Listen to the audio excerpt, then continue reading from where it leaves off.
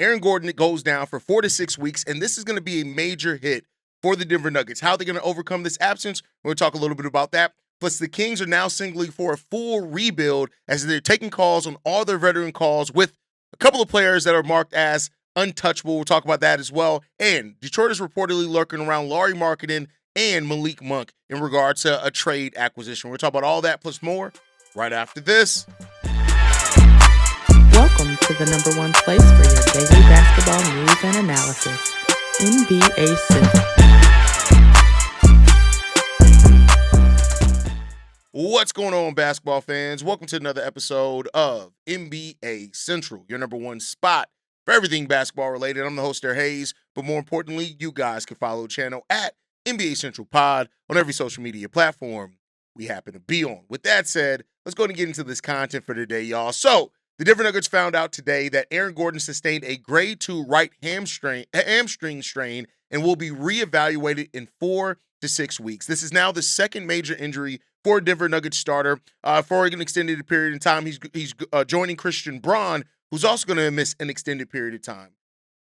Aaron Gordon is averaging a career high right now in points at 18.8. His three-point percentage is also a career high at 44.4%. And he's one of only 7 players to average 15 points on 50, 40, 85 shooting in the NBA right now. Now, this is a huge mark. When you look at it right now, the Denver Nuggets are plus 23 when he's on the basketball court. He's second only to Nikola Jokic as far as impact on-off numbers for the Denver Nuggets this season. He has an estimated wins added of 38 wins so far on the season with his stats. It's just no doubt about it that Aaron Gordon is one of the best two-way players. Teams are averaging almost 15 points less per 100 possessions when he's on the court, while the Denver Nuggets are scoring 9 points more per 100 possessions when he's on the court. There's just no way to understate this enough. This is a huge blow for the Denver Nuggets. He is their second most impactful player, not named, next to Nikola Jokic. And it's just that. So now they're going to have to figure out a way to overcome his injury. Now, of course, you would look at Christian Braun typically to be able to bring some of that. But with him also missing an extended period of time, this is now where the Denver Nuggets are going to have to trust the depth that they built this offseason to come in and make this team. And we'll see if they're able to do that. It's going to be a tough stretch here for the Denver Nuggets over this time period. They are 12-4 on the season. Russell Westbrook just got his revenge game against them in the last game, and that just goes to show how much the depth is important here for this team. You now have, Christian Braun, who's going to be missing 6 weeks. You got Aaron Gordon now, who's going to be reevaluated in about a month or more himself. This is a team that's missed 2 very important starters.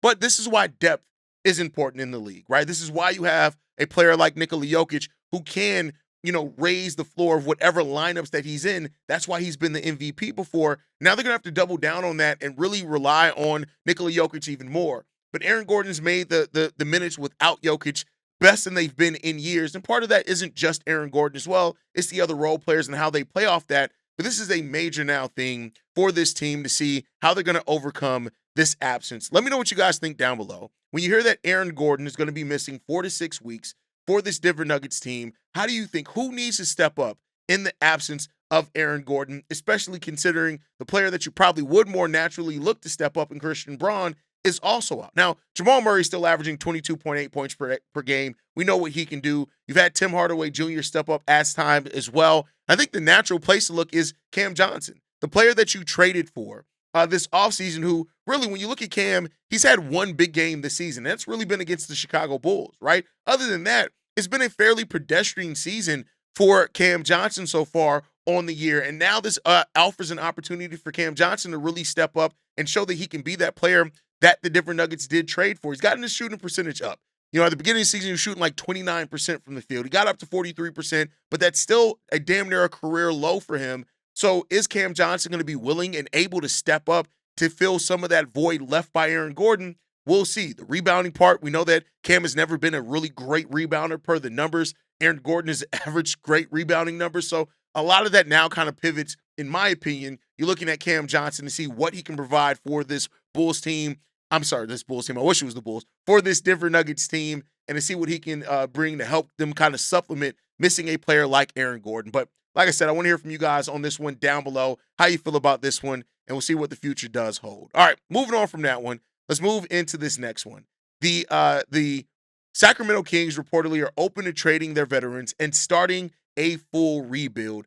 This one comes from the Stein line on Mark Stein. Jake Fisher wrote this one. That the Kings have signaled to the rest of the NBA they are open to trading their veteran players ahead of the trade deadline. GM Scott Perry reportedly has realized the Sacramento must undertake a multi-year rebuild versus chasing a playoff spot with this current group. No shit. The building blocks, Keegan Murray, Nick Crawford, are both said to be off limits in trade talks, whereas veterans like Zach LaVine, DeMar DeRozan, and Domantas Sabonis are expected to be available via trade. Now, one person would say, no shit, no, right? Is that the Kings clearly were in a spot where they needed to go full rebuild. They needed to be looking into going full rebuild, and now they've just caught up with what basically the rest of the NBA has known about them. You need to go full rebuild. You don't have the trade value in players like Zach LaVine, DeMar DeRozan. You're going to just get back what you can for those guys. One of the biggest players that you're going to try to get value back for is Domantas Sabonis, but apparently Keon Ellis is the player that they've received the most calls on so far, and that more than half the NBA has reportedly expressed interest in Keon Ellis being somebody that they could acquire from the Sacramento Kings. And I'll say to that is, good. The Kings should be happy that anybody on their roster is garnering a level of trade interest to where players are ready and willing to really, make a move for a guy like that. And Keon Ellis, interestingly enough, 25 years old, right? Doesn't really have tremendous stats or anything that you look at there that jump out at you at the stat sheet. But this is a guy that has tremendous upside. He can guard multiple positions. And it makes sense that teams, especially acquiring at this year's trade deadline, will make some sense that Keon Ellis is one of the guys that a lot of people have a lot of interest in. Also, his contract, only $2.3 million.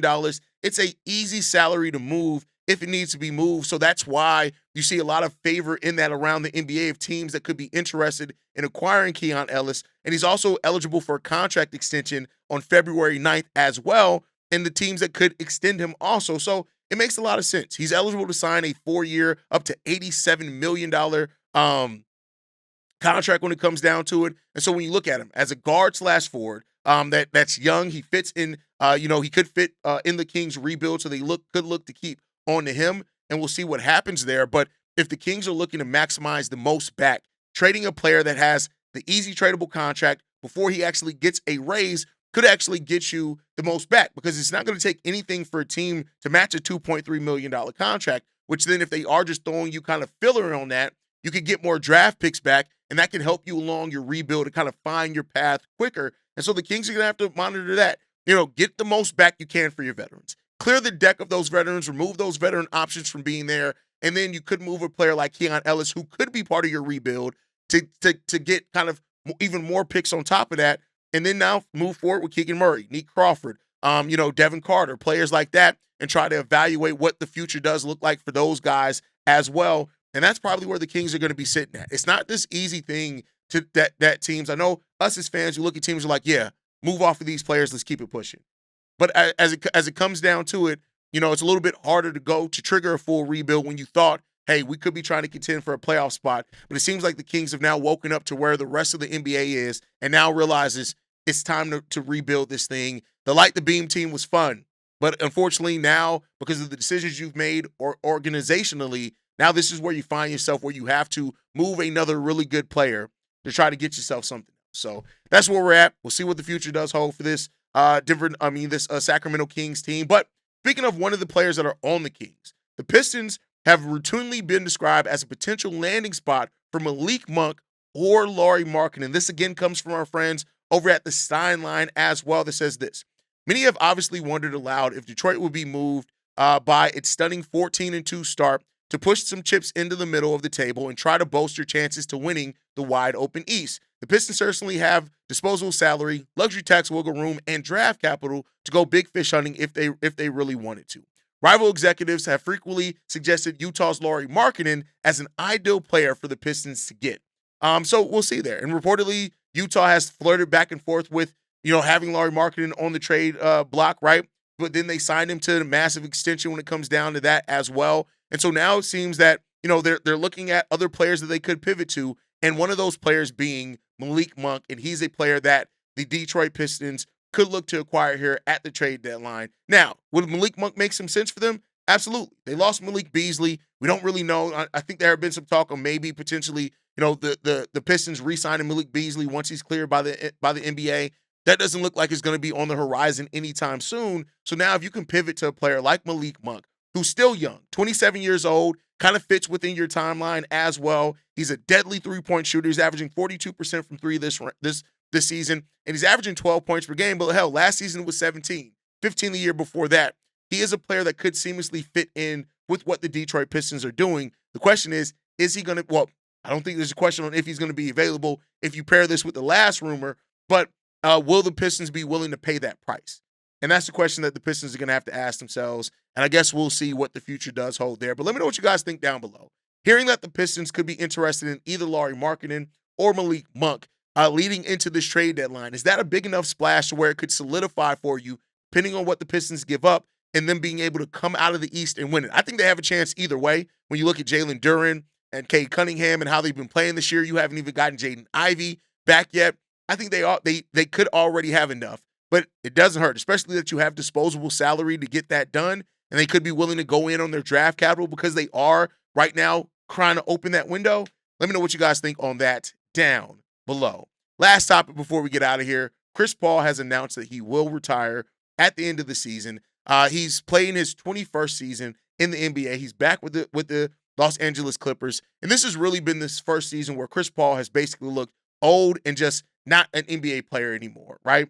And you look at what he's done over the course of his career. His first 6 years being with the New Orleans Hornets, then moving to LA Clippers, where he was part of Lob City, right? Going to that Clippers team. And that Clippers team had some success. He spent 6 seasons there, but then he was traded to the Houston Rockets, where he played 2 seasons. Then he went to OKC, where he played 1 season, and then he went to the Phoenix Suns, where he played for 3 years before then going to Golden State, San Antonio, and now returning to the Clippers. Chris Paul is somebody that definitely deserves, he's going to go into the Hall of Fame. It's going to happen. I don't know if he's a first ballot Hall of Famer, but he definitely deserves to go out on his terms. And a shout out to what he's been able to do over 21 years being in the NBA. Chris Paul will officially retire at the end of the season. But that is it for me for today. Quick update. We got a Bears game coming up, so I got to get ready to go into that. But I appreciate you guys, man. So that's a wrap. Denver takes a big hit.